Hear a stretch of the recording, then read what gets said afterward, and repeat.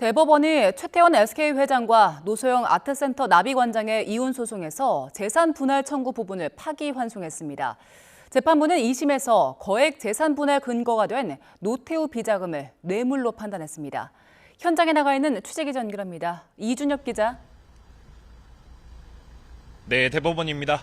네, 오늘 선고 내용 자세히 정리해 주시죠. 네, 한마디로 이혼이나 20억 원 위자료에 대해서는 상고기각 2심 판결을 그대로 인정했고요.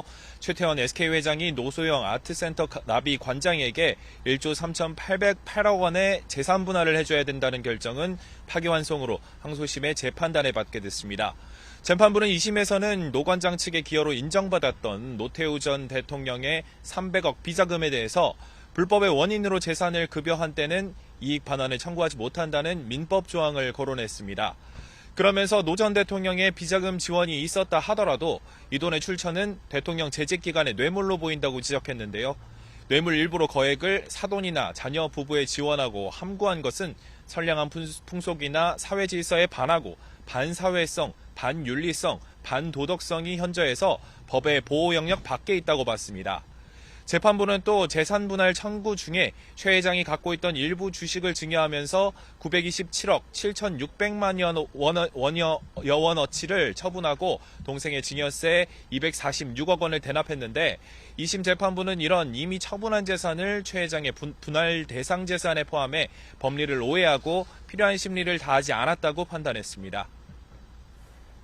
네, 양측은 어떤 입장을 내놨습니까? 네, 최 회장 측 법률 대리인은 선고 뒤 대법원 앞에서 항소심에서의 여러 법리 오해나 사실 오인 등 잘못이 시정될 수 있어서 매우 다행이라고 말했습니다. 특히 SK그룹이 노태우 정권의 불법 비자금이나 지원 등을 통해서 성장했다는 부분이 항소심 판결의 배경 내지 큰 이유로 작용했는데 대법원이 명확하게 이를 부부 공동재산의 기여로 인정하는 건 잘못이라고 선언했다는 점에서 큰 의미가 있다고 생각한다고 강조했습니다.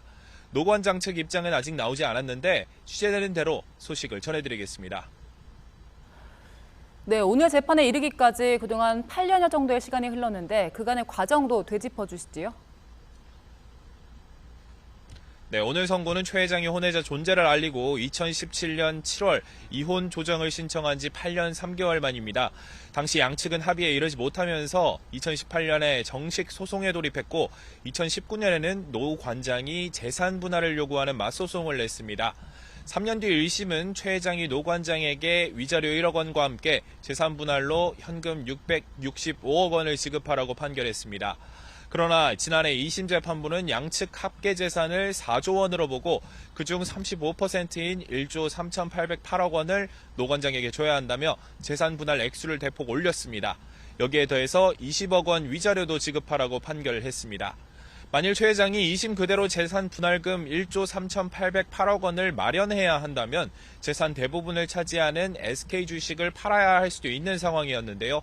최 회장이 재산 분할에 대해서 다시 판단을 받게 되면서 SK그룹으로선 한숨을 돌리게 됐습니다. 지금까지 대법원에서 YTN 이준엽입니다.